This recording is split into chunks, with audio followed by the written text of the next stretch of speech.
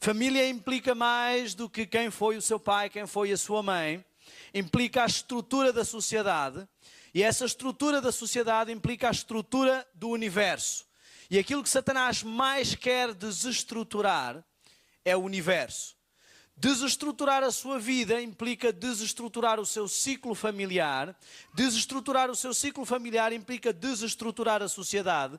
E desestruturar a sociedade implica desestruturar a conjuntura do universo. É por isso que Deus vai ter que aniquilar o pecado. Porque o pecado é a desestruturação da família universal. Não universal no sentido como muitas vezes se usa, mas universal no sentido de universo com um soberano, um Deus todo-poderoso. E a questão familiar envolve quase todos os aspectos. Então esta semana nós falámos de vários assuntos, desde a saúde até às questões da guerra dos sentidos e aspectos espirituais. Porque todo o preparo da família vai implicar todo o preparo do cidadão do universo. Esta manhã trago sobre mim um fardo, porque de alguma forma, ao finalizar a semana e ao entrarmos no sábado e ao começar a aproximar-se a hora de vos dirigir a palavra, um certo peso começou a tomar conta de mim. Aqueles que me conhecem sabem que sou adventista de berço e, como normalmente acontece, sempre estamos habituados a falar na igreja, e falar à igreja não é algo que me perturba. Não sou propriamente uma pessoa tímida, não tenho problemas em falar em público, mas trazer a mensagem de Deus não é apenas uma questão de falar em público, de dirigir palavras ou de captar a atenção dos ouvintes. É um peso, uma responsabilidade.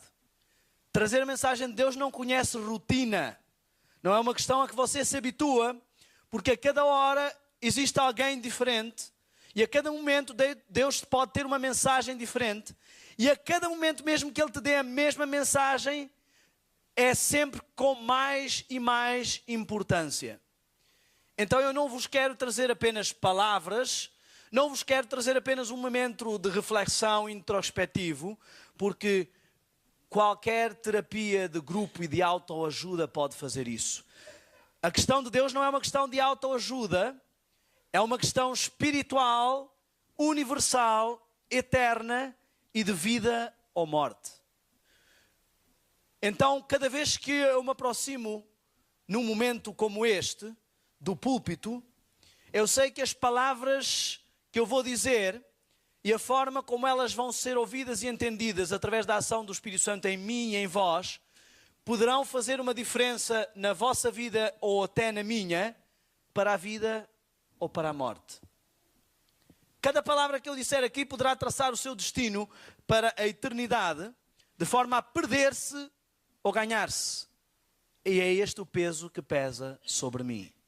Além disso, claramente Deus me fez sentir, ao aproximar-se esta hora, cada vez mais e mais, que hoje Ele tem uma mensagem especial para eu trazer. Eu não sei se há alguém que está aqui, eu não sei se somos todos, eu não sei se é o momento que vivemos, profeticamente, que é muito importante, mas eu sei que hoje Deus quer que eu tenha muito cuidado com as palavras, e Ele quer que eu seja o seu mensageiro, e Ele quer que eu seja o canal através do qual as palavras dEle vão passar para vocês. E eu esta manhã não gostaria de falar as minhas palavras, gostaria que Deus me usasse.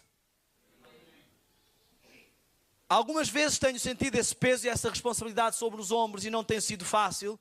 Às vezes tenho que transportar ao público mensagens que não me agradam e que sei que vão agradar muito menos às pessoas. Quero dizer-lhe esta manhã que nós vamos falar sobre a última batalha e poderá pensar que a última batalha não tem nada a ver com famílias, mas a última batalha é uma batalha que vai ser travada mais do que de em um conflito de Armagedon, vai ser travada, o Espírito de Profecia nos mostra isto, o grande conflito vai ser travado em cada um de nós. Cada um de nós é um cenário do grande conflito e em cada um de nós se trava a batalha cósmica entre Cristo e Satanás. Neste momento você sabe as lutas que trava, você sabe os apelos que há, os produtos que tanto o lado do bem como o lado do mal lhe tentam apresentar para o seduzir. Deus seduz com neutralidade. Ele diz, quando eu for levantado, a todos atrairei a mim. Mas Satanás não seduz com essa mesma neutralidade. Vimos esta semana como ele vai usar todos os meios para enfraquecer o nosso lóbulo frontal e fortalecer o nosso tálamo e hipotálamo, que controlam todas as questões relativas às nossas emoções e produções de hormônios. Então o grande conflito neste momento não é só uma questão cósmica entre Deus e Satanás que se tem arrastado por mais de 6.000 anos, mas é um conflito na sua e na minha mente. Tal como subo a este púlpito para pregar, estabelece-se aqui um conflito. Satanás vai tentar que gestos, palavras e pensamentos perturbem a mensagem que Deus quer trazer e vai tentar afetar-me na forma como vou transmiti-la. E Deus também vai interagir e Ele vai fazer, os dois vão fazer exatamente a mesma coisa convosco. Então eu queria desde já apelar-vos para este momento importante, difícil para mim e que talvez vá ser difícil para muitos aqui, a que deixemos que o Espírito de Deus habite entre nós. Que possamos apresentar perante ao Senhor todos os nossos pecados, as coisas que nos têm atormentado, os apelos que Satanás tem colocado na nossa vida, e que deixemos que a reverência da presença do seu Santo Espírito e da presença dos seus santos anjos que já estão neste lugar permaneça. Que nos concentremos na mensagem para que nada possa distrair-me como um canal usado por Deus e que o Senhor possa falar a partir de agora. O Espírito de Profecia nos diz que todos deveriam proteger os sentidos, senão Satanás conquistará a vitória, pois estes são as avenidas da alma. Falámos sobre a guerra dos sentidos e falámos sobre as avenidas da alma. E há várias coisas que eu gostaria de apresentar e na realidade eu quase nem sei quais delas escolher. Tenho tanto, como disse Jesus, sinto essas palavras vivamente hoje. Tenho muito que vos dizer, mas neste caso não é a questão se estão ou não estão preparados, a questão é o tempo. Eu quero dizer-vos que nada acontece na sua vida e na sua conjuntura como indivíduo por acaso. Algumas pessoas pensam que uma coisa é a sua religião e que outra coisa é a sua vida. Não existe tal diferença. Quem não ajunta com Deus, espalha com o inimigo. Algumas pessoas pensam que uma coisa é a sua família e que outra coisa é o seu processo de santificação. Mas eu queria deixar bem claro que a família faz parte do processo de santificação. Ao olhar para os seus filhos, você vai rever os seus defeitos. Falámos sobre reflexos de mim. Ao educar os seus filhos, você vai estar construindo novos indivíduos e ao mesmo tempo finalizando o seu processo educativo que vai repercutir no seu processo de santificação. Ao escolher uma esposa ou um marido, Deus tem um plano. Ele quer que você aprenda no seu decálogo a amar a Deus sobre todas as coisas e ao próximo como a si mesmo. E Ele colocou um próximo, mais próximo que todos os próximos, para que você conviva de perto com todos os defeitos do próximo. E aprenda a santificar-se. Muitas das vezes olhamos para alguém e dizemos, esta pessoa, do jeito que é, provavelmente não vai para o céu. Olha como ela é pertinente, como ela é crítica, ou como ela tem defeitos que não dá nem para aguentar. Talvez, se nós não estamos preparados ainda para tolerar todos os defeitos de todas as pessoas imperfeitas do mundo, então nós não estamos prontos para ir para o céu. Jesus veio e tolerou gente que os bufeteou, cuspiu no seu rosto, lhe colocou coroas de espinhos e toda a humilhação, sendo ele como Deus, se humilhou, e há uma humilhação terrível abaixo de muitos homens da morte de cruz. Isso é porque ele está pronto para tolerar todo o tipo de imperfeição à sua volta e conseguir manter a sua estabilidade espiritual. O casamento foi criado por Deus para colocar ao seu lado alguém que vai fazer com que você note os seus defeitos e vai fazer com que você note que você ainda não está totalmente pronto para tolerar todos os defeitos do seu próximo. É certo que o céu vai estar cheio de pessoas perfeitas, e pessoas perfeitas são pessoas não só que não têm defeito, mas que são perfeitamente capazes de tolerar, suportar todas as agruras dos defeitos dos outros. É muito importante o papel do pai e o papel da mãe, e imiscuir-nos e responsabilizar-nos do nosso papel de pai ou de mãe é irresponsabilizar-nos dos nossos papéis e responsabilidades da santificação. Uma mãe negligente é uma santificação incompleta. Um pai ausente, um pai que não assume as suas responsabilidades, que apenas deixa tudo nas mãos da mãe, é alguém que nunca poderá completar o seu processo de santificação. E eu não estou apontando a ninguém, eu estou primeiramente apontando a mim. Durante muito tempo, vi o meu ministério como sendo um chamado a todo custo e a toda a prova, até que pela graça de Deus e com a ajuda da minha esposa, compreendi que o meu primeiro ministério é a minha família. Ignorando esse ministério, Deus não precisa que eu faça mais nada. Durante muito tempo não compreendia acerca do amor e pensava que era uma pessoa cheia de filosofias sobre o amor, até que me casei e vi que não entendia nada do que é o amor. Sabia muito de paixão e de sentimentos fortes. Mas amor não é uma questão do que é que você sente, do que é que o outro te faz sentir, mas é uma questão de quão disposto você está de, por princípio, fazer o outro sentir-se bem. Isso é o amor do universo. E graças a Deus, Deus me deu a possibilidade de descobrir um amor princípio no meu casamento. De aprender a fazer as coisas não porque eu quero me sentir bem, mas por princípio. O amor de Deus não é um amor sentimentalista, romântico. E aí o problema das músicas românticas de adoração a Deus, porque o amor de Deus não é um amor romântico, é um amor de princípio. Não há nada de romântico em entregar-se, sair de uma qualidade divina, entrar numa qualidade humana, ser crucificado. Isto não tem nada de romântico, isto significa entrega por princípio. Isso é o amor que deve existir no lar. Então, consequentemente, tudo o que vamos falar depois desta longa introdução, tudo o que vamos falar está implicado na questão da família e vamos entender, porque estamos falando de família e salvação, vamos entender o papel do indivíduo e da família nesta última batalha.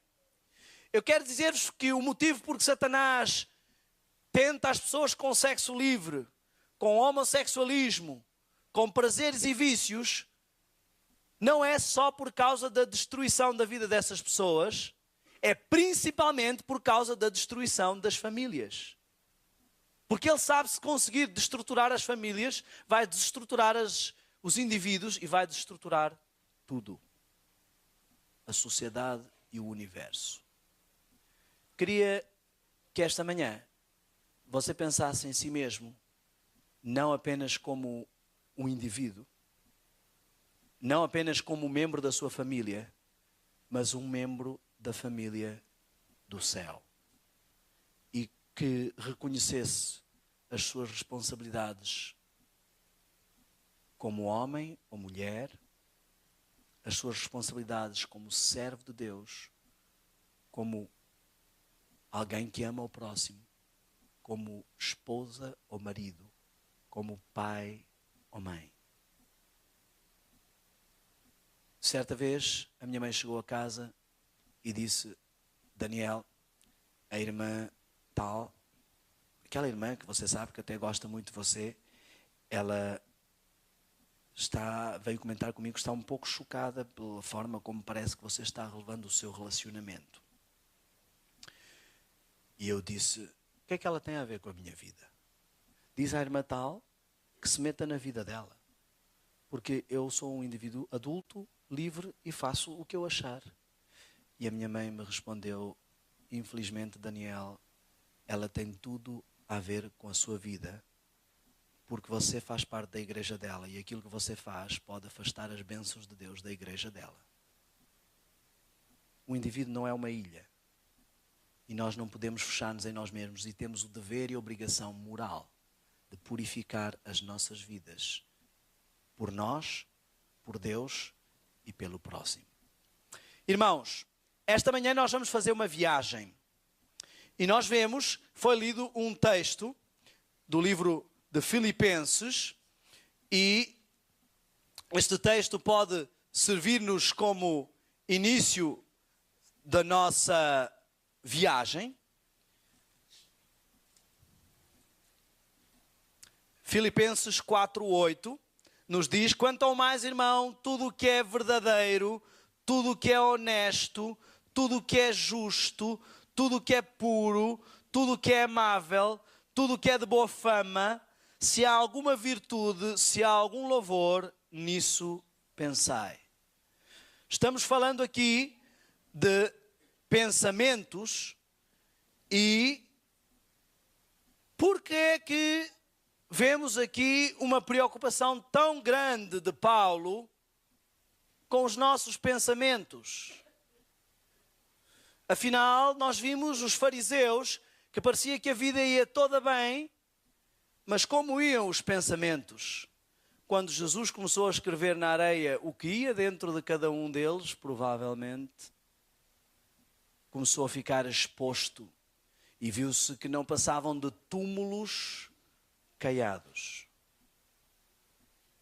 Ignorar a importância dos pensamentos é estar derrotado à partida. É a base de tudo, é onde todo o processo começa. Antes de Satanás exteriorizar o que ele sentia, diz o Espírito de Profecia claramente que ele começou olhando para si, envaidecendo-se nos seus pensamentos. Ainda não tinha falado com ninguém e já estava começando o pecado. Não há mal nenhum em olhar para si e ver que é bonito, que tem talentos, mas quando isso começa a agraçar no seu pensamento, quando isso começa a trabalhar na sua vida e começa a ser a razão e você começa gastando tempo com isso, você começa namorando e condescendendo com esse pensamento, já não temos apenas um pensamento, temos um pecado. O Espírito de Profecia nos diz claramente: é preciso manter guerra constante contra a mente carnal. Testemunhos, volume 2, página 478 e 479. Pensamentos corretos, puros e santos propósitos não vêm naturalmente, temos que lutar por eles. Review and Herald, 28 de novembro de 1899. Todo pensamento pecaminoso tem de ser instantaneamente repelido. Testemunhos, volume 5, página 177. Os pensamentos precisam ser educados, controlados. Meditações matinais, Nossa Alta Vocação, de 1962, página 110. Como um homem imagina, diz Provérbios 23, 7, na sua alma, assim é. O que vai no seu pensamento e no seu coração é o que você é. Não importa se você guarda a lei exteriormente, se no seu pensamento e no seu coração há impureza, você está em pecado. Deus não diz que quer gravar a sua lei apenas na nossa mente, Ele diz que quer escrever a sua lei no nosso coração. quer que brotemos a sua lei. Pensamentos têm muito a ver com a formação do caráter, diz Mensagem aos Jovens na página 144. Nossos pensamentos devem ser estritamente guardados. Um mau pensamento deixa uma má impressão no espírito. Na luta, o êxito ou o fracasso depende muito do caráter e da maneira por que são disciplinados os pensamentos. Cristo foi tentado. A tentação não é pecado. O pecado consiste em namorar, em ceder. E a mais forte tentação não é desculpa para o pecado. Estou só lendo. Nem sequer aos pensamentos permitais correr as rédeas soltas. Devem ser dominados, conduzidos cativos à obediência de Cristo, que eles estejam ocupados em coisas santas e nos bons pensamentos que reside a única esperança para cada alma. Todo pensamento impuro contamina a alma, enfraquece o senso moral e tende a apagar a impressão do Espírito Santo, diminui a visão espiritual, de modo que os homens não podem ver a Deus. Toda a impureza de linguagem ou de pensamento deve ser evitada por aquele que quer possuir clara percepção da verdade espiritual. Não precisamos reter uma só propensão pecaminosa. Ao participarmos da natureza divina, são eliminados do caráter as tendências hereditárias e cultivadas para o mal. Comentário Bíblico, volume 7, página 943. E ao sujeitarmos a Cristo nossos pensamentos, serão levados cativos a Ele e vivemos a sua vida. Isto é o que significa estar trajado com as vestes da sua justiça, que são a obediência perfeita à lei de Deus, à lei de Jeová. Significa que obediência perfeita à lei de Deus é domínio de tudo por essa lei. Caráter, atos e pensamentos. Significa que enquanto não dominarmos estas coisas, não estamos em submissão à lei de Deus. E não podemos ser aprovados por Deus enquanto houver algo que não está dominado. Que povo é este a quem Deus pede domínio até do pensamento? Eu consigo ficar sem mentir, mas será que eu consigo ficar sem pensar em mentiras? Eu consigo sorrir e tratar bem os meus irmãos, mas será que eu consigo amar verdadeiramente os meus irmãos? Eu consigo evitar o adultério físico, mas será que eu consigo evitar o adultério mental?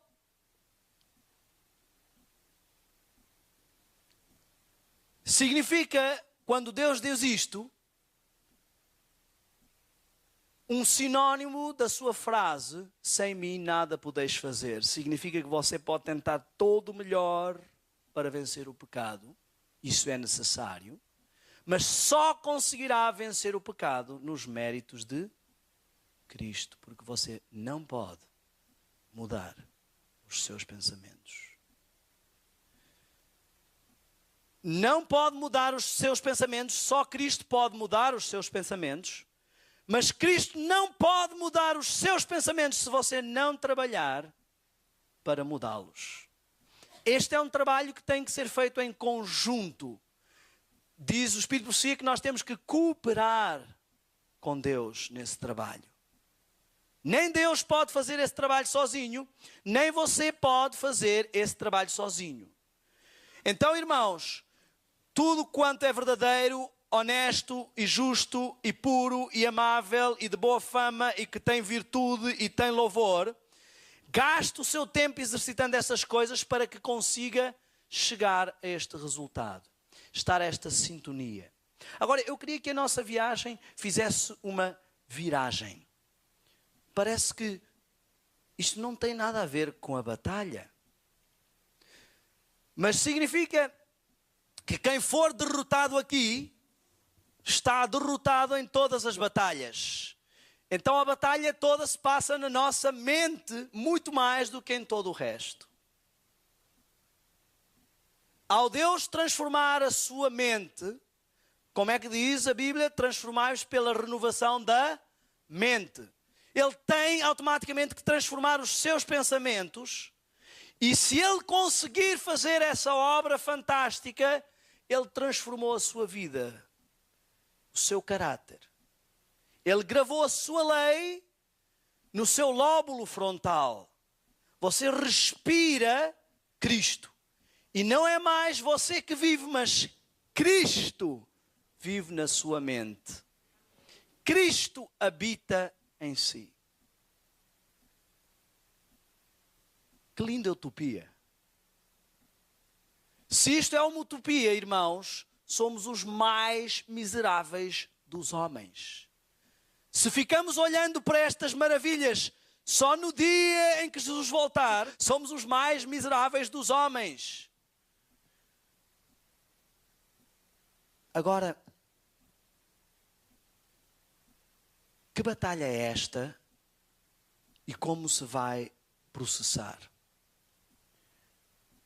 Nós falámos inicialmente sobre o plano e vimos que Deus tem um plano e que Satanás também tem um plano.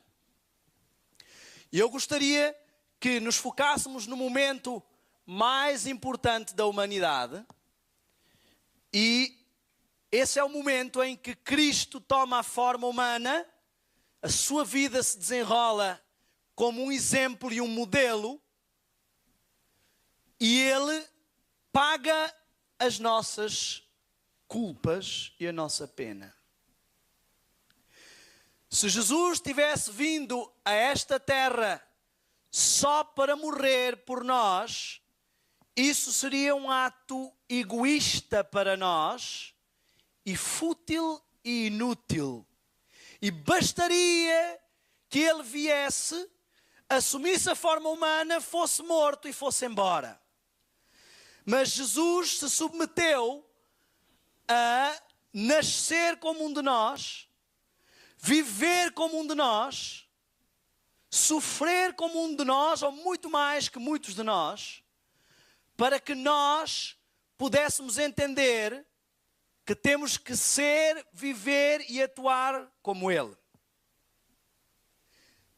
Cristo não precisaria vir e viver toda uma vida aqui conosco se Ele não quisesse ser o nosso modelo. Muitas pessoas pensam e olham para Cristo e dizem: impossível, porque Ele é Deus. Se Ele quisesse vir à Terra dizer que é Deus, não precisaria tomar a forma humana, amigos. Viria como Deus, seria morto e estava resolvido o caso. Deus pagou a pena. Ele não tomou a forma humana só para saber, que bom é ser humano, mas para poder compreender se é possível ou não a um humano como eu e você guardar a lei que Ele planejou para reger todo o universo. O ato de Cristo encarnar significa que Ele quer ser como um de nós para que nós possamos ser como Ele. Ignorar o modelo de Cristo é ignorar o plano de Deus, é ignorar a salvação, é ignorar a vida eterna e nos impossibilita de ser salvos. Deus traçou um plano e temos que entender este plano. Ele criou o homem, vamos colocar esta data mais ou menos 4.000 antes de Cristo, antes de Cristo.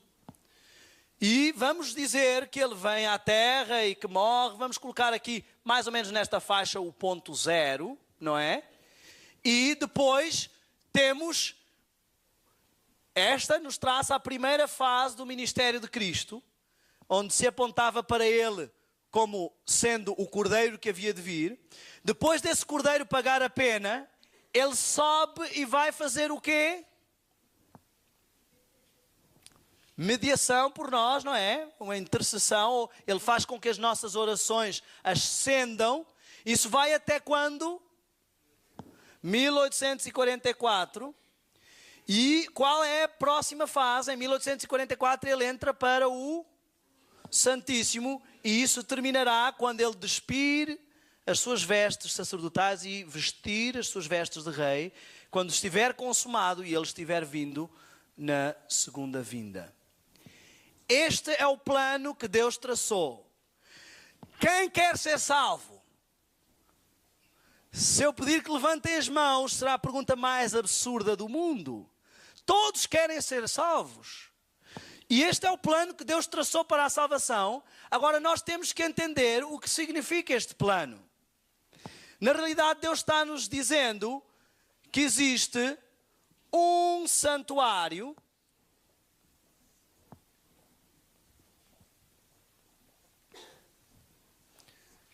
e que esse santuário representa todo o seu plano. Tem uma porta apenas para cada processo, porque só há um caminho para chegar à salvação, a chegar a Deus.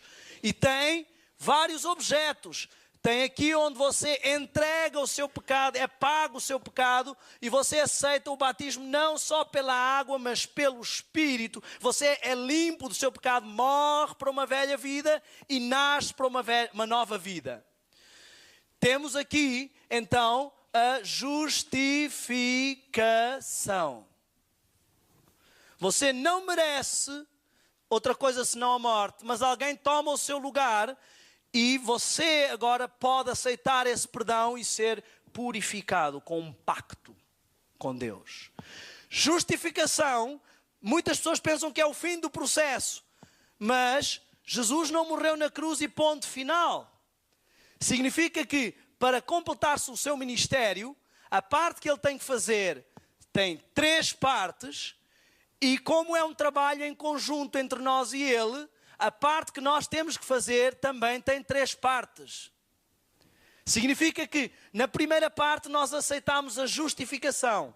Como temos pilares no santuário, que são paus, que são revestidos de uma camada e que são revestidos por a justiça de Cristo.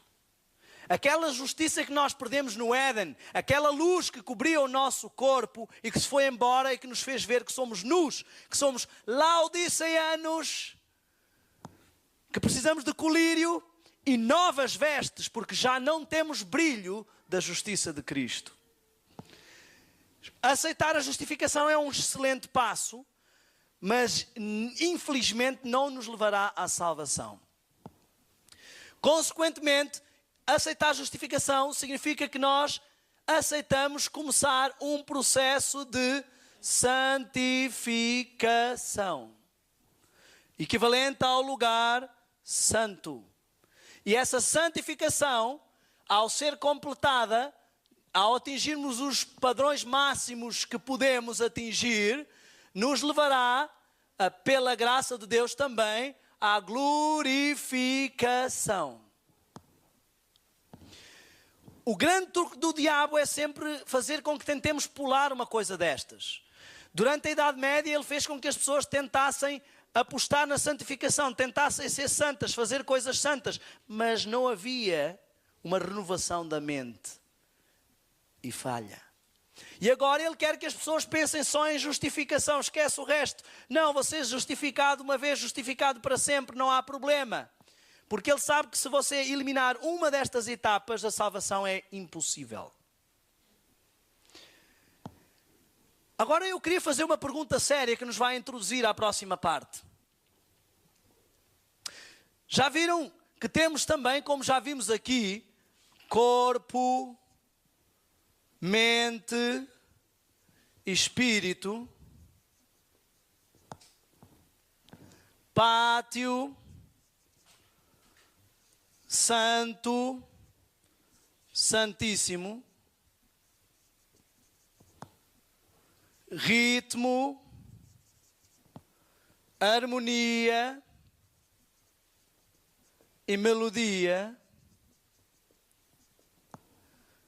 Poderíamos ir nesta trilogia o resto da tarde. E vamos descobrir que há um ponto de equilíbrio e que esse ponto de equilíbrio está na divindade, nas suas 3 vertentes, nas suas 3 funções. Significa que na música temos que controlar todo o nosso processo. Significa que como indivíduos temos que controlar todo o nosso processo. Interessantemente, nós nos santificamos pela renovação da... Já viram como tudo bate certo? Não é incrível? Deus não é maravilhoso? Já viram? Interessantemente aqui foi mortificado o corpo. Para fazer isto, para passarmos esse processo, temos que mortificar também o... Deus não é fantástico? Se eu não visse mais nenhuma prova de que Deus existe, o plano da salvação é a maior prova de que Ele existe. Como tudo bate certo. Agora, quero perguntar-lhe uma coisa. Reparem que aqui temos a presença de Deus no Shekinah, e Deus é Espírito. E importa que os que o adorem em Espírito, ou seja, passem pelo processo e atinjam o ponto espiritual. Que eles sejam um dia glorificados. Que sejam santos perante um Deus que é mais que santo.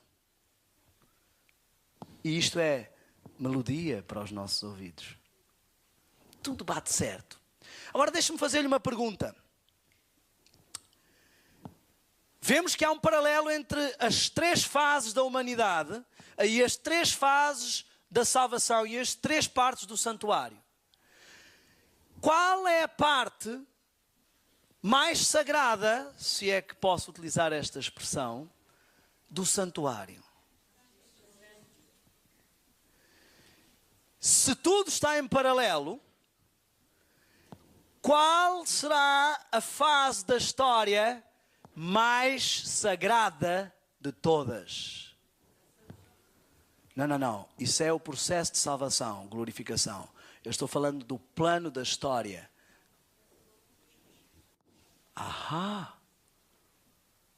De 1844 para cá, temos que ter um povo especial. E quanto mais avançamos, mais santo fica o espaço, mais santo tem que ser o povo. Significa que você e eu temos uma responsabilidade de ser santos acima de todas as fases da história. Irmãos, isto não é brincadeira, o que eu estou dizendo. Eu estou dizendo que você e eu têm que ser mais santos que Daniel, mais santos que Enoque, que José. Temos uma responsabilidade. Mais santos não entendam uma questão de vaidade ou diferenças de santidade. Estou a dizer, temos uma responsabilidade maior do que a deles, não menor. Deus não pode ter prestado atenção e aberto os olhos no pátio para fechar os olhos a qualquer coisa no lugar santíssimo. Isso faz sentido na sua cabeça, porque na minha não faz. Deus não pode fechar os olhos a um último povo. E o pastor Diego acabou de falar sobre um livro que fala sobre esta última geração. E é por isso que a última geração vai travar a última grande batalha. E esta manhã eu gostaria que entrássemos no que significa este período e em quem são as pessoas que fazem parte deste período e o que elas representam, porque isso é o que nos diz respeito a nós. Temos uma profetisa, não é? Que escreveu aí alguns livros. Coitada, já morreu. Como diz Eclesiastes 9, já não tem nenhuma ciência, não tem parte nas coisas que se passam. Então não pode ajudar ninguém, senão pelos legados que deixou. Quando a minha mãe morreu, eu estava já no ministério, recebi um telefonema numa quinta-feira da minha irmã, dizendo assim: tenho más notícias de Portugal. E eu logo soube o que é que era. E sabem, a primeira coisa que me ocorreu foi: agora estou por minha conta, não há mais orações da mamã. E eu senti que eu tinha que redobrar o meu compromisso com Deus, porque aquelas orações que me protegiam de alguma irresponsabilidade não estavam lá mais. Isso me fez pensar na minha vida espiritual.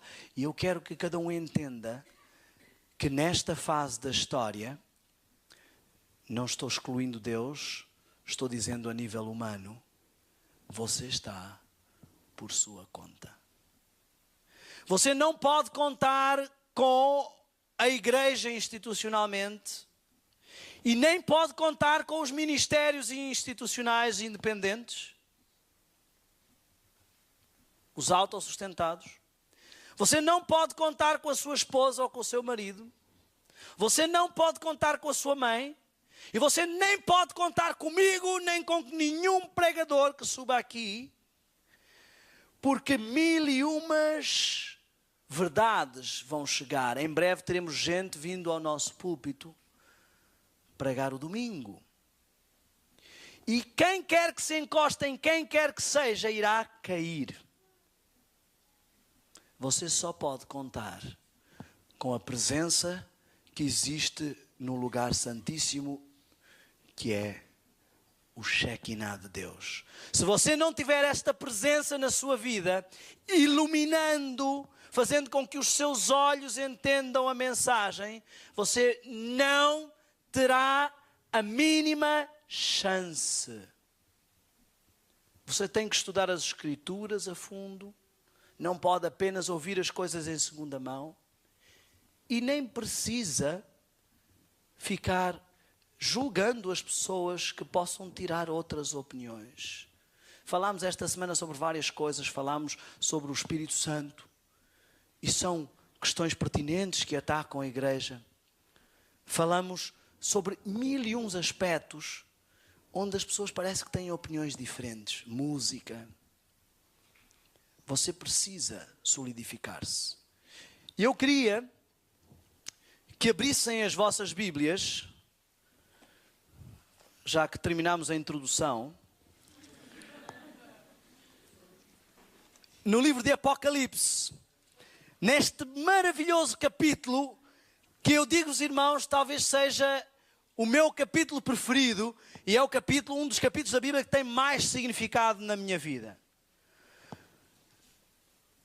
Não que eu me encoste na minha esposa, mas Deus me colocou uma esposa que me tem ajudado em muita coisa. Ela me ajudou a arrancar-me do mundo das discotecas e das baladas. Ajudou-me a tornar-me num missionário. E se eu hoje dou valor a este capítulo, foi porque ela foi a primeira pessoa que me apresentou um estudo sobre os 144 mil. Quando ela me falou, eu achei, fui arrumar uma namorada ridícula. Mas quando ela mostrou o estudo, eu comecei a perceber que eu precisava pensar mais a sério sobre isto. E diz assim: depois destas coisas vi 4 anjos que estavam sobre os 4 cantos da terra, retendo os 4 ventos da terra, para que nenhum vento soprasse sobre a terra, nem sobre o mar, nem contra a árvore alguma. Ventos, sabemos que são revoluções, guerras e tudo mais. E sabemos que árvores representam os indivíduos. E vemos que estes 4 anjos são 4 mensageiros de Deus. O capítulo 7. Eu não disse. É que eu gosto tanto dele, penso que é o único que existe em Apocalipse. Capítulo 7. E vemos que estes anjos são mensageiros de Deus que estão segurando a revolução. Um tempo terrível que está para vir, o qual nunca houve. Vi outro anjo subir do lado do sol nascente, tendo o selo do Deus vivo. Qual é o selo do Deus vivo? Até aqui, dizem que o Apocalipse é complicado, mas agora percebo porque é que Deus lhe deu o nome de revelação.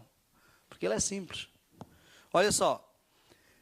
Ele clamou com grande voz aos 4 mensageiros, a quem fora dado o poder de danificar a terra e o mar, ou seja, toda a estrutura, inclusive os povos e as multidões, dizendo: não danifiqueis a terra, nem o mar, nem as árvores, os indivíduos, até que tenhamos selado nas suas testas os servos do nosso Deus. O que significa servo?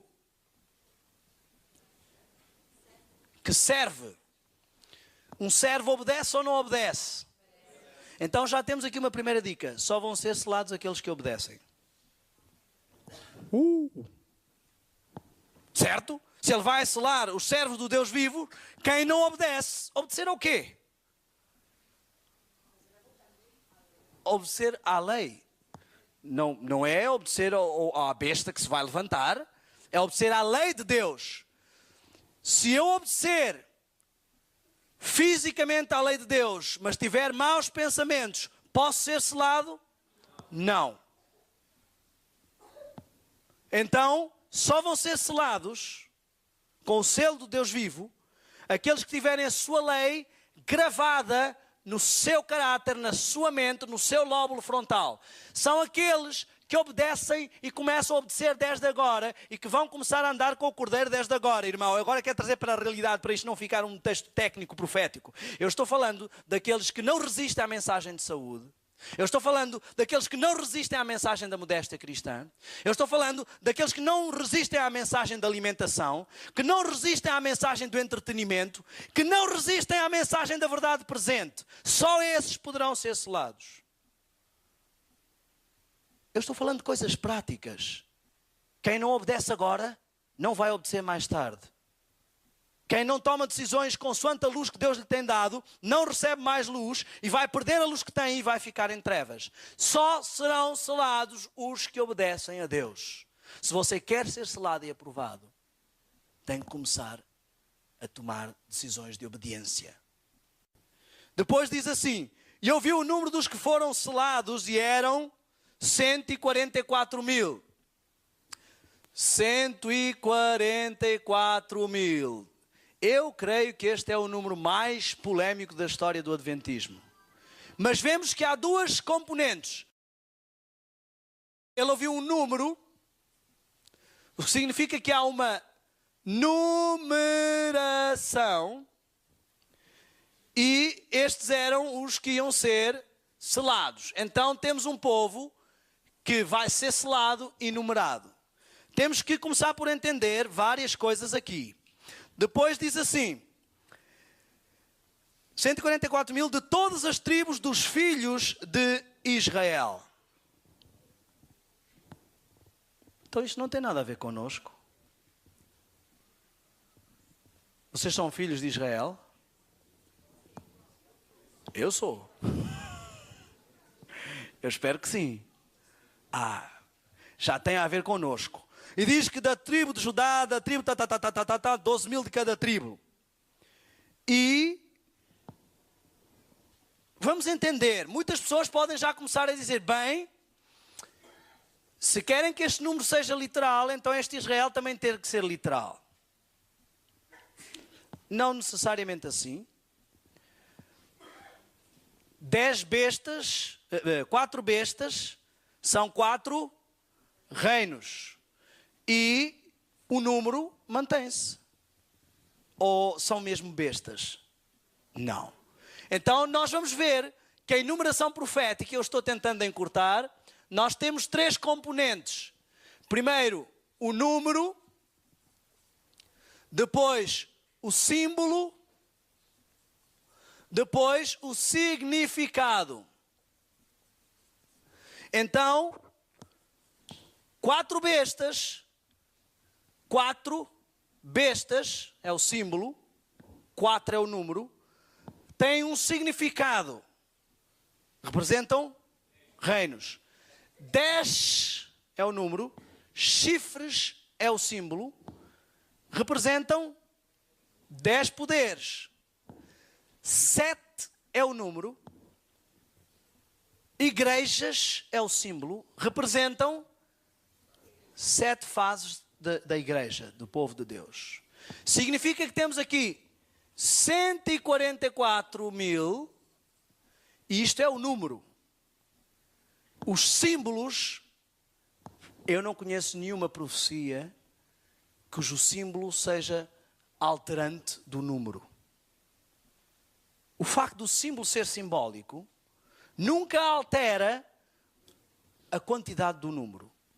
A não ser que você diga, um dia é igual a um ano. Ou que faça paralelos assim, porque há uma multiplicação. Não vamos ver se há multiplicação neste número. E vamos entender quem é este povo. Então, vamos primeiro entender porque é que não podem ser Israel literal. Bom, nós temos as várias diásporas do povo de Israel.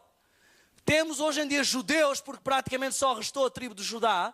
Então, não poderão ser as outras tribos, porque elas foram totalmente dispersas.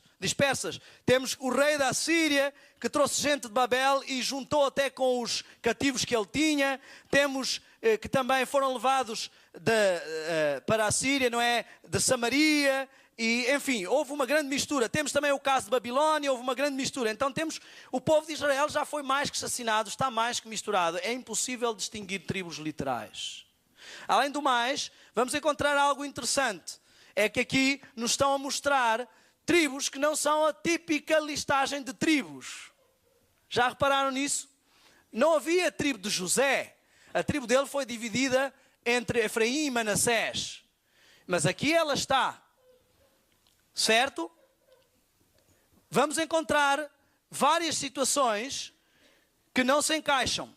Então, não poderia ser uma tribo literal. E nós vemos claramente, como já dissemos aqui, porque não é judeu o que é exteriormente, nem é circuncisão o que é exteriormente na carne, mas é judeu o que é no interior, diz Romanos 2, 28 a 29. E se sois de Cristo, então sois descendência de Abraão e herdeiros conforme a promessa, Gálatas 3, 29. Mas vós sois a geração eleita, o sacerdócio real e a nação santa. Então, qual é a nação santa? Nós. E a nação santa representa o quê? Israel sempre foi o nome atribuído à nação santa. Depois vemos que diz assim: Tiago, servo de Deus e do Senhor Jesus Cristo, às 12 tribos que andam dispersas. Saúde. Que 12 tribos são estas? Não havia 12 tribos dispersas. Então estamos aqui a ver 12 tribos. E estas 12 tribos estão representando uma plenitude do povo de Deus. Então, da plenitude do povo de Deus, entendam isto, da plenitude do povo de Deus, vai ser retirado 12.000. Da plenitude do Israel espiritual, Deus vai tirar uma seleção. Isso já começa a tirar alguns problemas, porque muitas pessoas pensam que só vão ser salvos os 144.000, mas se há um povo de Deus e se vai tirar uma seleção dentre esse povo, não quer dizer que os outros se vão perder. Agora, atenção, não estou a dizer que os que estão em apostasia ou que não mudam o seu caminho são povo de Deus, porque Israel espiritual só poderá ser Israel espiritual, não é? Então, significa aqui que há uma seleção. Depois nós vamos encontrar agora alguns simbolismos com este número 12, e vamos encontrar alguns simbolismos nas tribos de Israel. Se você for ver as bênçãos, se você for ver a descrição do povo, vai descobrir que Judá significa, os nomes deles têm significado. Judá significa eu louvarei ao Senhor. Ruben significa ele tem observado, ele me tem observado. Gad significa dado boa sorte. Aser significa feliz sou eu. Naftali significa minha luta. Manassés significa faz-me esquecer. Simeão significa Deus me ouve. Levi significa uniu-se a mim. Issacar significa comprou-me. Zebulon significa morada. José significa acrescentará a mim. Benjamim significa filho da sua mão direita. Se você juntar tudo, você vai ver que seleção é esta. Se juntar os significados dos nomes, vai descobrir que diz assim: eu louvarei ao Senhor, pois Ele me tem observado e garantido boa sorte. Eu sou feliz por causa da minha luta. Deus está fazendo-me esquecer. Deus me ouve e está unido a mim. Ele tem-me comprado uma morada e me adicionará um filho na sua mão direita. Uau! Se você for ver as bênçãos que Deus dá aos seus filhos, que Israel dá aos seus filhos, você vai ver que eles têm características, e estas são as características que vão fazer a seleção. Cada um tem as suas características. Até a ordem dos filhos não é colocada aqui na sequência certa. Não é? O filho mais velho era Ruben, mas começamos aqui por Judá. O leão vem de onde? Judá. Estão a ver que há todo um significado aqui? Agora, porquê o número 12? Porquê 144.000 múltiplos de 12? O que significa 12 para Deus? Já alguma vez ouviram este número na Bíblia? 12 apóstolos, mais 12 tribos, 12 filhos, mais 12 portas, 12 espias, mais 12 pães na mesa, 12 pedras no peitoral, mais 12 frutos em Nova Jerusalém. 12, duas vezes 12. Também, se formos ver, temos 24 anciãos, que são 12 mais 12. Ou seja, os patriarcas antigos e os patriarcas velha aliança e nova aliança. Temos uma série de representações. Vemos que, por exemplo, nós encontramos 12 portões na cidade, 12 fundações, 12 pedras. Vemos que há aqui um número, para já que ele é um número perfeitamente divisível. Você pode dividi-lo por 1, por 2, por 3, por 4, por 6 e por 12. Ou seja, perfeito para a construção de uma cidade. E depois nós vamos ver que temos 12 patriarcas de Sete até Noé e 12 de Sem até Jacó. Temos os tais 12 espias, temos 12 juízes de Otaniel até Samuel. Temos, por exemplo, um caso que eu gosto sempre de realçar, que são as duas pessoas do sexo feminino que são curadas numa sequência por Jesus. Uma mulher que tinha o quê? Fluxo de sangue. Havia quanto tempo? 12 anos. E logo a seguir é ressuscitada uma menina que tinha que idade? O que significa mulher na Bíblia? Igreja, estão a ver que há um significado com este número? Deus faz parar a primeira parte do pacto com contínuo derramamento de sangue por causa do sacrifício, uma mulher antiga, e faz vir à vida uma nova igreja. Fez parar a antiga igreja e faz vir à vida uma nova igreja. 12 significa as bases da estrutura do governo de Cristo, da sua liderança. Estão a ver? Temos 12 tribos, temos 12 patriarcas, grupos de 12, 12 juízes e temos 12 discípulos. A mulher tem 12 estrelas e temos 24 anciãos, que são 2 vezes 12. O exército de Davi também era com múltiplos de 12. E enfim, não vamos entrar nesses detalhes que já falámos aqui muitas vezes. Os levitas que cantavam também eram múltiplos de 12. Fantástico. Já falámos aqui esta semana que 11 é o número da liderança de Satanás, que é a ordem a partir do caos. Então 12 é a estrutura organizada de Deus, 11 a ordem de Satanás, que é o caos. Então nós vemos aqui que este número pode ter várias aplicações, como já também apresentámos aqui. E nós podemos pegar em 12.000 e multiplicar por 12, ou podemos ter 12 vezes 10 ao cubo. Ou seja, 1000 vezes a liderança de Deus, ou a liderança de Deus, com base na sua lei e no seu caráter, 10 mandamentos, a plenitude do seu caráter, da divindade.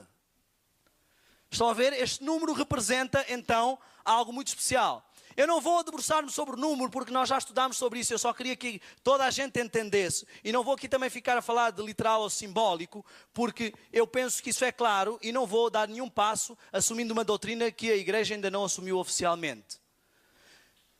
Mas o Espírito de Profecia descreve assim, no livro Primeiros Escritos, na página 15, os santos vivos em número de 144.000. Agora, santos, já vimos que são selecionados dentro do povo de Deus como um grupo especial.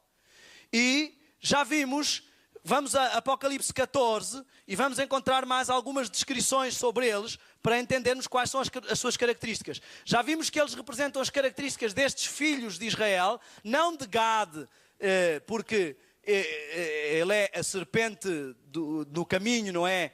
Que morde o pé do seu cavaleiro e morde o pé do cavalo e faz cair o cavaleiro, não é? Mas nós vamos ver que algumas tribos ficaram de fora e nós vamos encontrar aqui, então, as características deste povo. E olhei e vi, e eis que estava quem? O Cordeiro. E com ele, sobre o monte, em pé, no Monte Sião, estavam quem? 144.000. Que traziam escrito na sua testa o seu nome e o nome do seu pai. Ou seja, vejam o significado do nome. O nome representa a sua personalidade, o seu caráter. Eles têm um caráter que é compatível com o caráter de Deus e com a lei de Deus, ou seja, atingiram esta plenitude. E cantavam um cântico novo diante do trono, que ninguém podia cantar, senão os 144.000. Estes são os que não se contaminaram com... Então vamos aqui à velha questão. Temos número 144.000, símbolo mulheres. O que significa mulheres? Igrejas. Igrejas não no sentido de templos ou casas, mas sistemas doutrinários. Irmãos, eu vou começar agora a fazer conexão com a semana. Estes são os que não acreditam em sistemas doutrinários que não os de Deus, sejam eles científicos ou religiosos. Eles não abraçam pentecostalismo e novos sistemas musicais. Eles não introduzem baterias para o seu culto a Baal. Falámos sobre isso durante a semana. O Espírito Profecia diz claramente que imediatamente antes de fechar a porta da graça teríamos na igreja música com gritos, tambores e danças. A palavra que ela usou para tambores era drums, que é uma palavra que tanto pode ser traduzida como tambor ou bateria. Estes são os que, agora vou falar para as famílias, quando o pediatra diz o seu filho tem que comer 6 vezes ao dia, ele diz não. O Espírito de Profecia diz que ele deve comer 2 a 3 vezes. Ele não se contamina com outras doutrinas e por isso ele consegue filtrar e manter a sua mente pura. Estes são os que quando o médico lhe diz você precisa tomar estes medicamentos, ele diz não, o meu Deus diz que eu devo evitar as drogas e que eu devo levar outro estilo de vida. Estes são os que quando alguém diz assim, não, essa história da carne é um extremismo, ele diz não, o meu Deus diz-me que é melhor eu apostar no vegetarianismo. Eles não se contaminam com outras doutrinas, com outras mulheres, porque o que está por trás de todas estas doutrinas e do mundo científico, como vimos na estátua de Daniel esta semana, a cultura pagã de potência em potência, o que está por trás da nossa cultura é a ciência pagã de Satanás, de outra mulher, de uma prostituta. Então, muitas pessoas gostam de levar isto no sentido literal, mas vemos claramente que esta literalidade tem um símbolo. Oséias foi obrigado a ir buscar a mulher prostituta várias vezes. Não é porque Deus disse que ele tinha que se casar com uma prostituta. Deus queria mostrar o seu amor pelo povo. E Deus chama a sua igreja de sua esposa, sua noiva e futura esposa, se ela se comportar à altura do casamento, não é? Porque há casamentos que ficam só pelo noivado. Depois nós vemos que diz assim... que, portanto, não se contaminaram com mulheres, pois são virgens, ou seja, são puros. Estes são os que seguem o Cordeiro para onde quer que ele vai. São os que dentre os homens foram comprados para ser as primícias. Confirma novamente que eles são um grupo especial. Ou seja, tirado e como um grupo especial. As primícias. Para Deus e para o Cordeiro. Na sua boca não se achou engano e são o quê? Amigo, desculpe eu fazer uma pergunta tão direta. Alguém que não complete a sua santificação pode ser chamado de irrepreensível? Os santos vivos que vão ver Jesus voltar vão ser transladados sem ver a morte. Ninguém pode ser transladado, passar para a fase da glorificação sem chegar ao seu escalão máximo de santificação. Vejam, nós somos o antítipo de Enoque, de Elias. Enoque disse que fez o quê? Andava com Deus. Pode alguém andar com Deus e em pecado ao mesmo tempo? Não. Então Enoque andava com Deus e Deus disse assim, filho, você já não está fazendo nada neste mundo. Você já completou a santificação, eu vou passá-lo para a glorificação. Moisés caminhou com Deus por 120 anos. Mas na última hora ele colocou uma mancha no seu processo de santificação. E Deus teve que lhe dizer assim, Moisés, eu gostaria de te passar diretamente ao nível seguinte, mas infelizmente esta manchinha vai fazer com que você tenha que passar pela morte antes de eu te levar. Não pode ninguém ser transladado ou passar diretamente da santificação para a glorificação com uma santificação em aberto. Isso é a mesma coisa que pular de ano na escola sem ter completado o ano anterior. Até nos videojogos, que são coisas satânicas, para você passar para o nível seguinte, você tem que completar o nível anterior. Ninguém pode esperar ver a Cristo estar vivo e ser arrebatado vivo, não no sentido do secreto, é um arrebatamento bem visível porque tem anjos e trombetas, e ser transformado no abrir e fechar de olhos e esperar que Deus vá fazer a parte que Ele não fez com a santificação. Irrepreensíveis, na sua boca não há engano, significa que há um relacionamento entre pensamentos e palavras, então os seus pensamentos são puros, as suas ações são puras e não há nada que possa repreendê-los. Quer ficar vivo para ver Jesus voltar? Está aqui a sua característica. É muito bonito dizer, Jesus vai voltar, aleluia, amém, todo mundo quer que Jesus volte.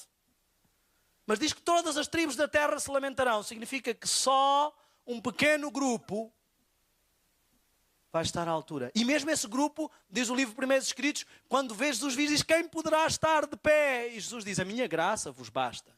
Porque eles são irrepreensíveis. Deixaram que Deus trabalhasse o seu caráter e a sua imagem neles. E são o reflexo e a imagem de Cristo.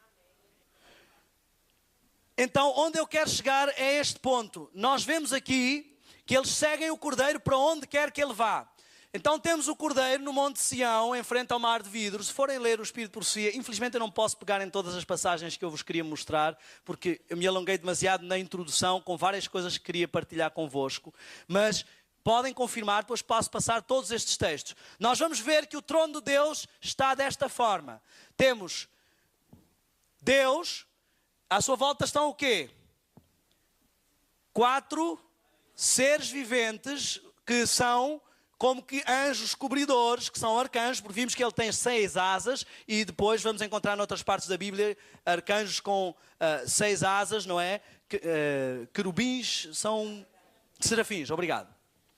Com 6 asas, com 2 cobrem os olhos, com outras 2 cobrem os pés com reverência e as outras 2 se usam para os movimentos de voo e tudo mais. Então temos aqui, eles representam as 7 características de Deus, a visão de Deus, a omnipresença de Deus, a omnisciência de Deus. Depois temos à sua volta o quê? 24 anciãos. Então olhem só, temos o trono de Deus, temos as características da omnipotência de Deus e os seus pajens, digamos assim. Temos os conselheiros de Deus. E agora vamos ter, como diz o Espírito de Profecia, em quadrado perfeito, 144.000. Para ser perfeito, tem que ser um número totalmente divisível. E nós já vimos que este é um número totalmente divisível. Aqui temos o soberano do universo que manda e que tem que mandar na sua vida se você quer continuar neste universo. Temos todas as suas características e a sua omnipotência e aqueles que são os seus pajens, que são os seus anjos cobridores, como tínhamos Lúcifer nesse papel, bem chegado ao trono de Deus. Temos o conselho de Deus, os sábios que ajudam a governar. E temos as forças especiais, as tropas de elite, o seu, como é que se chama quando um rei tem aquele grupo de soldados, não é o exército, são o grupo de soldados que está com o rei no seu séquito, a guarda real, exatamente, que seguem o Cordeiro para onde quer que ele vá. Porque aprenderam a seguir o Cordeiro aqui para onde quer que ele vá, e então vão seguir o Cordeiro lá para onde quer que ele vá. E sabem porque é que eles têm que completar a sua santificação? Não só por causa de serem transladados, porque ele tem uma missão. Por isso é que eles pertencem ao período último da história, da glorificação. E por isso é que eles pertencem ao período onde há maior responsabilidade de ser santo. Porque quando Jesus chegar com o seu séquito a qualquer planeta do qual ele é soberano, ao Jesus chegar, para sempre Satanás estará sendo chamado de mentiroso, porque está aqui alguém que tomou a forma humana e venceu o pecado. Aí, para Satanás não dizer, como muitas pessoas gostam de dizer, mas ele veio de Deus, ele diz assim, e o que vão dizer destes 144.000 que estão comigo? Que nasceram de 6.000 anos de degradação do pecado, mas colocaram as suas vidas na mão de Deus, andaram com Deus, e provaram que Satanás é duplamente mentiroso, porque não só quem vem de Deus pode cumprir a lei ao encarnar-se, como quem nasce em pecado, não é com pecado, é em pecado, pode juntar e caminhar com Deus a sua vida, chegar a ser santo e guardar a lei de Deus e tê-la no seu pensamento, na sua mente e no seu caráter. Então, cada vez que alguém vir chegar o séquito de Deus, o governo de Deus, saberá que a lei de Deus é perfeita, que ela é o que rege o universo com amor e com soberania, que é possível de ser guardada e que Satanás foi um mentiroso e ninguém vai mais, nunca mais querer pecar. Ninguém vai mais cogitar o que Satanás cogitou. Dizer que há alguma imperfeição. Eu queria que entendessem realmente que ao lermos, nós vamos ver que há uma grande multidão também. Vai haver uma grande multidão de salvos, mas eles não são arrebatados, não no sentido evangélico, entendam, não são transladados sem ver a morte, como este grupo especial, que é retirado do povo de Deus. Dentre a grande multidão saem de toda a plenitude do povo de Deus. E agora chegamos finalmente ao ponto onde eu queria chegar. Até aqui já tínhamos falado mais ou menos na última convocatória. Mas agora este é o ponto que eu quero chegar. Isto que eu estive pregando aqui esta manhã para você. Isto não é uma teoria. Eu estou a falar de algo real. Eu estou a falar da história que se aproxima. Se você pegar no quadro profético, que também já falámos aqui, desde 1844 até a segunda vinda, você vai entender que temos, por exemplo, o decreto de morte, que temos a porta da graça, que temos o decreto dominical. Alguns entre sair o decreto dominical e chegar o decreto de morte vai fechar a porta da graça. E já falámos aqui que antes de sair o decreto dominical vai haver um alto clamor, que é o que vai enfurecer as pessoas e levar ao decreto dominical. E toda a gente está muito ciente destas coisas, mas às vezes não se apercebem que a sua salvação não é aqui quando Jesus voltar, a sua decisão não é quando sair o decreto dominical, a sua decisão não é só de participar na pregação da mensagem. Antes, e para ter poder para fazer qualquer uma destas coisas, você tem que receber a chuva seródia.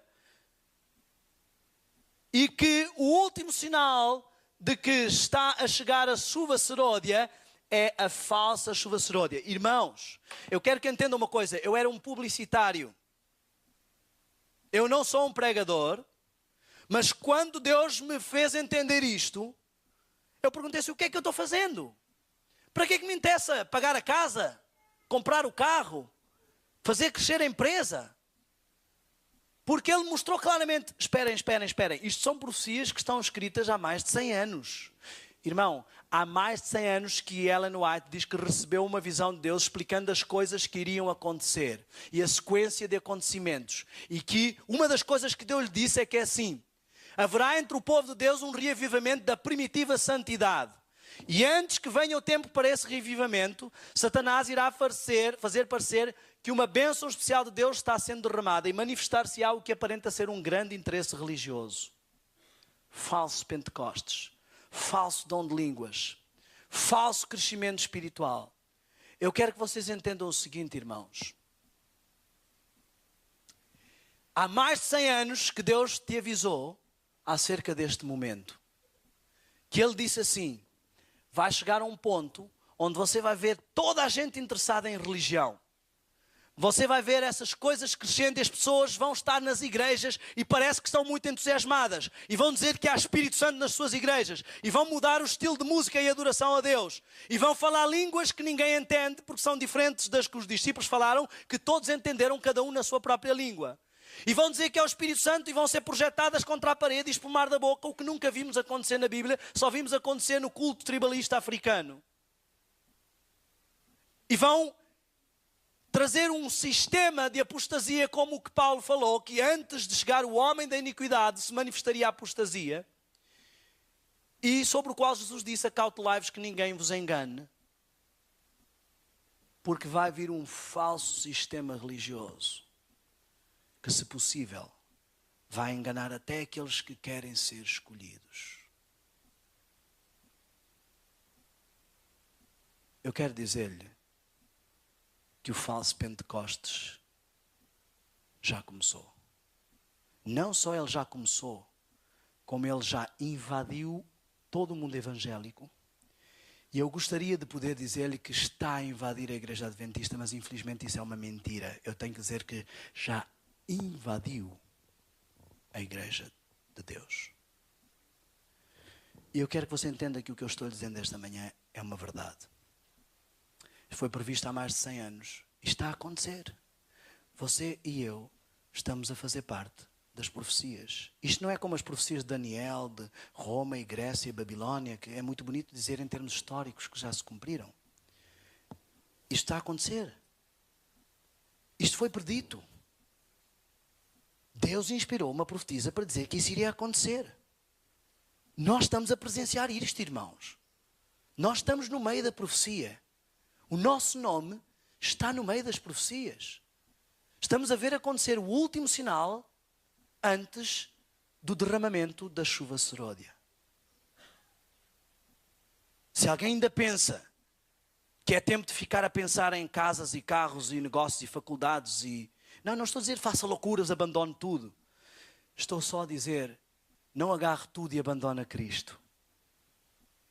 Não fique com tanta faculdade que não tem tempo para estudar a lição. Não fique com tanta empresa que não tem tempo para ser salvo. É isso que eu estou dizendo. O tempo esgotou. Não só para a pregação, como para aqui. O tempo esgotou. O último sinal antes da chuva seródia. Agora, muitas pessoas pensam, e eu queria deixar estas últimas partes para terminar. Muitas pessoas pensam que a chuva seródia vai ser um milagre que vai fazê-las vencer a tentação, que vai fazê-las completar a santificação. E este é o grande engano de Satanás. Satanás é do tipo de pessoas que gosta de dizer assim: filho, você não precisa fazer vestibular, é só aparecer na faculdade e você fica matriculado. Aí você pula o vestibular e aparece para se inscrever, e o que é que diz a senhora da faculdade? Não pode. É isso que ele está dizendo a todo mundo. Ele sempre tem esta doutrina da segunda chance e ele também quer introduzi-la na Igreja Adventista. Durante a Idade Média, ele ficou dizendo às pessoas que havia uma segunda chance. Você vai para o purgatório e se você não fez o que deveria e não aceitou nada lá, você vai conseguir. Ele está dizendo ao mundo evangélico que existe uma segunda chance. Se você não for arrebatado, aí você vai ter um tempo até Jesus voltar e você vai conseguir. E ele está dizendo ao povo de Deus que existe uma segunda chance. Se você ainda não completou a sua santificação, quando ser a sua seródia, você vai ficar puro. Deixe-me perguntar-lhe uma coisa abertamente. Quando as virgens loucas viram que não tinham azeite, logo receberam azeite e foram salvas e entraram no reino. Foi isso que aconteceu? Porquê? Porque só quem está preparado é que tem o azeite. Recebe o azeite. Então não existe essa história do azeite milagroso. Isso é outras coisas que estão passando por aí na testa das pessoas. Não existe esse azeite milagroso, essa chuva seródia, varinha de condão que vai eliminar os últimos pecados residentes e persistentes que não querem ir embora. Aqueles que você mais gosta e que foram difíceis de jogar fora. Não existe. O que existe é um povo que, tal como no primeiro Pentecostes, se reúne em contrição, pedindo a Deus que os perdoe, que modifique a sua mente, que tire os seus pensamentos impuros, que lhe dê a mente de Cristo, o caráter de Cristo, que os transforma à imagem de Cristo. E que ao fim de estarem em contrição, de terem que se isolar, de passarem pelo caminho estreito e terem que deixar as carroças, os cavalos, as bagagens deste mundo, as roupas, as coisas todas que eles gostavam para trás, e de já não terem quase onde ficar, porque não há nem música mais que possam ouvir, nem comida mais que possam comer, porque tudo têm que deixar para trás. Surge uma corda e têm que avançar pela fé. Não têm nem como comprar nem vender, mas o seu pão e as suas águas serão certos. Um povo que não pode aprender a viver pela fé da noite para o dia, mas que no fim desta contrição, tal como os primeiros receberam chuva temporã, vai receber a chuva seródia. A chuva seródia é este azeite que vai te ajudar a passar as últimas provas, a preparar para as últimas coisas. Mas não é um azeite para completar a tua santificação, porque isso é a chuva temporã. O Espírito Profecia diz que ela ainda não foi embora. Ela diz que está à nossa disposição, que é ela que temos que utilizar. Deus não é um Deus que desperdiça. Ele não vai dizer assim, você não usou nada da chuva temporã que eu dei, mas toma lá uma chuva seródia agora. Se você não usar o que Ele já te deu, Ele não te vai dar mais. Tem que usar todo o poder que estava na chuva temporã para pôr a sua vida em ordem, se quiser receber a seródia. Eu vou terminar. Eu gostaria de lhe ler algumas passagens. E ao terminar estas passagens, nós vamos ouvir um hino especial que nos fala sobre a entrega do coração. Eu não vou fazer nenhum comentário, porque eu corro o risco de me enganar como qualquer outra pessoa. Eu quero apenas ler e deixar que você reflita, mas gostaria que eu ouvisse. E quem quiser tomar nota, eu vou citar os livros em questão ou as fontes originais, mas depois posso passar o texto para vocês.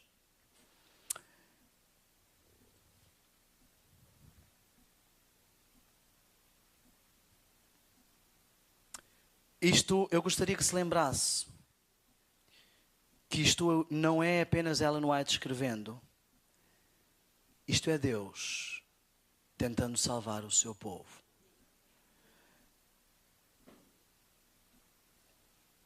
Nutrir a ideia de que em algum momento, futuramente, sereis objeto de grande bênção, quando sem nenhum esforço da vossa parte tiver lugar um maravilhoso reavivamento, é um erro. Hoje deveis ter purificado o vosso vaso, a fim de estar pronto para os chuveiros da chuva seródia. Pois a chuva seródia há de vir, encherá toda a alma que tiver purificada de toda a contaminação. É obra hoje submeter nossa alma a Cristo para que sejamos preparados para o tempo do refrigério. Toda a contaminação significa que não pode haver nenhum pecado acariciado. Diz assim, devemos ser completamente transformados à semelhança de Cristo. Muitos têm em grande parte deixado de receber a chuva temporã.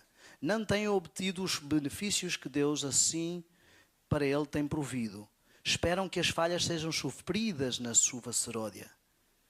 Estão cometendo um erro terrível.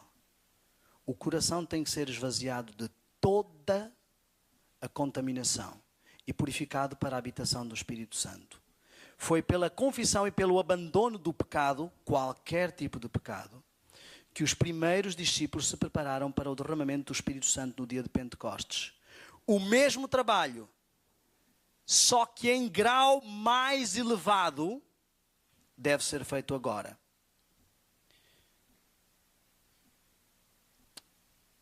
Temos alguma contaminação e pecado no coração?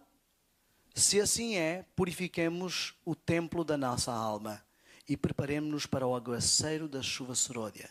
O refrigério pela presença do Senhor nunca virá a corações com impureza. Podemos falar sobre as bênçãos do Espírito Santo, a menos, porém, que nos preparemos para recebê-la. Que valor terão as nossas obras? Estamos fazendo tudo o que está ao nosso alcance para atingir a estatura em Cristo? Estamos buscando a sua plenitude? A perfeição do seu caráter? Isto é Deus perguntando como está a nossa vida. Nenhum de nós jamais receberá o selo de Deus enquanto o caráter tiver uma nódoa ou mácula sequer. Cumpre-nos remediar os defeitos de caráter, purificar de toda a contaminação o templo da alma. Então a chuva seródia cairá sobre nós, como caiu a temporã sobre os discípulos no dia de Pentecostes. Caso alguém não seja purificado e vença o egoísmo, o orgulho e as más paixões, os anjos de Deus têm a recomendação: estão entregues aos ídolos, deixai-os. Os que satisfazem em todos os pontos e resistem a toda a prova e vencem, seja qual for o preço, atendem ao conselho da testemunha verdadeira e receberão a chuva seródia. Os que resistem a toda a prova, assim estão aptos para a transladação. Um último texto. Os que hão de receber o selo de Deus vivo e ser protegidos devem refletir completamente a imagem de Jesus. Muitos negligenciam a preparação tão necessária, esperando que o tempo do refrigério e da chuva seródia os habilitasse para estar em pé no dia do Senhor. Deixam de purificar a alma. Chegarão ao tempo em que cairão por não estar preparados. Vi que ninguém poderia participar do refrigério a menos que obtivesse a vitória sobre toda a tentação. Irmãos, não é uma utopia. É uma realidade hoje. Você não veio aqui por acaso. Deus está preparando um povo. E Ele quer que esse povo entenda que chegou a hora de assumir um compromisso sério com Ele. Que Ele deu um último sinal antes de Ele derramar essa chuva e que este é o tempo que Ele te dá para purificar a alma de toda a contaminação. Não há tempo a perder. Não sabemos quanto tempo mais entre a chuva falsa e a verdadeira Ele nos dá. Hoje é o dia de tomar decisões por Cristo. Vamos ouvir este hino e refletir sobre as coisas que teimamos em não abandonar. Hoje é o tempo de pensar no amanhã, tempo de nascer e reviver o amor, tempo de pensar no que passou, de refletir no que verá. Hoje é o tempo de fazer uma decisão, tempo de pensar e refletir então, tempo de abraçar aqui toda a verdade então, também é tempo de deixar Jesus nascer no coração. Um homem veio à terra como exemplo para nós. Um homem veio à terra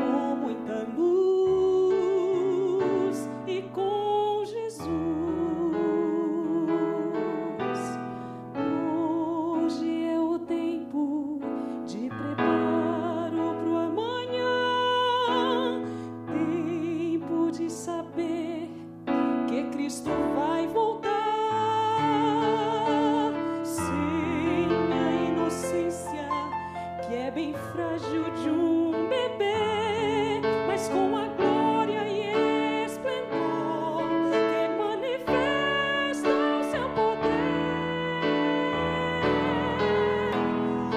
Oh, veio a terra como exemplo para nós. O homem veio à terra para dar o seu amor e veio dar a vida por alguém que não amou. Cristo vai voltar, Deves pronto estar, pois ao novo mundo Ele vai então formar e vem marchando sobre as nuvens lá do céu, em glória o seu reino irá rondar, e muitos anjos estarão ao seu redor quando voltar, e a sua face nós iremos contemplar.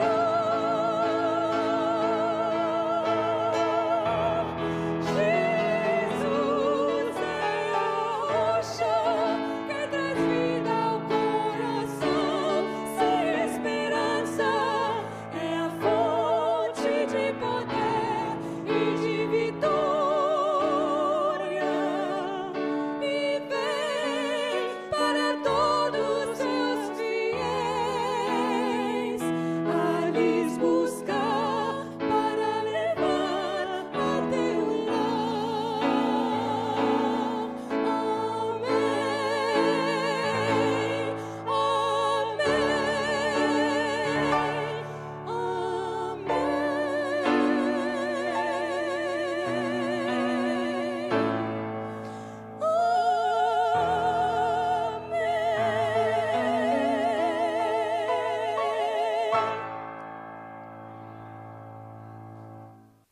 Senhor Deus Todo-Poderoso, nos inclinamos perante a Tua presença, neste espaço construído para Te adorar.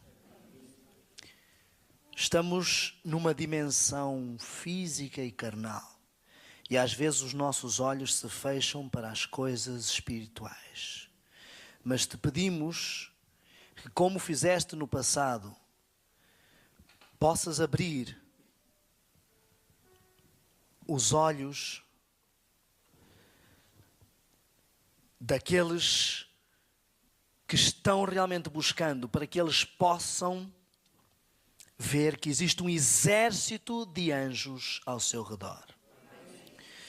Que nós possamos saber que a cada batalha não estamos lutando sozinhos. Às vezes parece que as dificuldades nos abarroam, mas existem anjos ao nosso lado, que se movimentam para a frente e para trás e que estão se esforçando ao máximo para conseguir levar-nos a esta vitória. Eles não nos podem forçar, a decisão está na nossa mão, mas eles vão fazer tudo o que estiver ao seu alcance, porque esta é a tua ordem.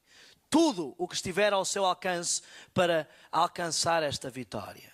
Te pedimos que tu nos ajudes também a dar tudo o que estiver ao nosso alcance para obter esta vitória, Senhor. Que não possa haver nada tão querido, nada tão agregado a nós, nenhum vício, nenhum gosto, nenhum prazer, nenhum ser humano, nada tão importante a ponto de afastar-nos desta unidade contigo.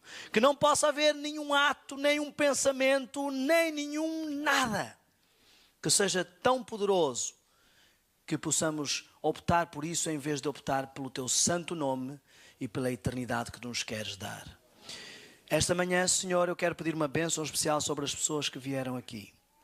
Essa bênção não vem de mim e eu nem sou digno para estar na tua presença e pedi-la, mas eu venho à tua presença em nome e nos méritos de Jesus. Não de qualquer Jesus, como já vimos aqui, mas do verdadeiro Cristo. Do verdadeiro que há de vir e desse que quer dar-nos essa bênção, esse consolador em dose plena, dupla, tripla. Senhor, sabes que estão aqui pessoas que desejam colocar as suas vidas em ordem contigo e receber esta chuva. Eu te peço, Senhor, que tu nos dês força, que nos lembres sempre que o teu Espírito está disponível na forma temporã para ser utilizado por nós.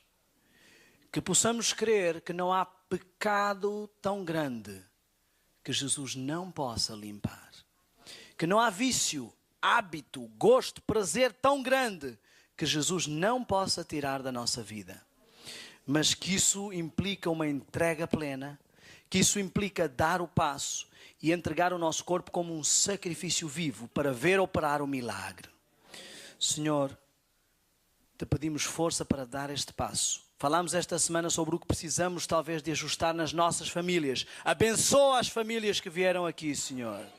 Falámos esta semana que precisamos ter força para consumir outro tipo de produtos alimentares, outro tipo de saúde. Abençoa a saúde das pessoas que vieram aqui, Senhor. Não de uma forma egoísta, interesseira, mas em plenitude de consonância contigo. Falámos aqui sobre vigiar os sentidos e as avenidas da alma. Dá-nos força e poder para vedar a influência satânica. Falámos aqui sobre várias questões espirituais importantes para a nossa vida. Grava-as na nossa mente e ajuda a lembrar-nos todos os dias dos cânticos que ouvimos, dos cânticos de vitória e das mensagens que nos mostram que há um Deus poderoso que pode vencer todo o pecado, toda a contaminação da alma. Dá-nos, por favor, te pedimos, com solenidade e responsabilidade, preparação para completar a nossa santificação, deixar para trás todas as carroças, as bagagens, os cavalos, tudo. Avançar por esse caminho estreito e receber essa chuva. Te pedimos em nome de Jesus. Amém.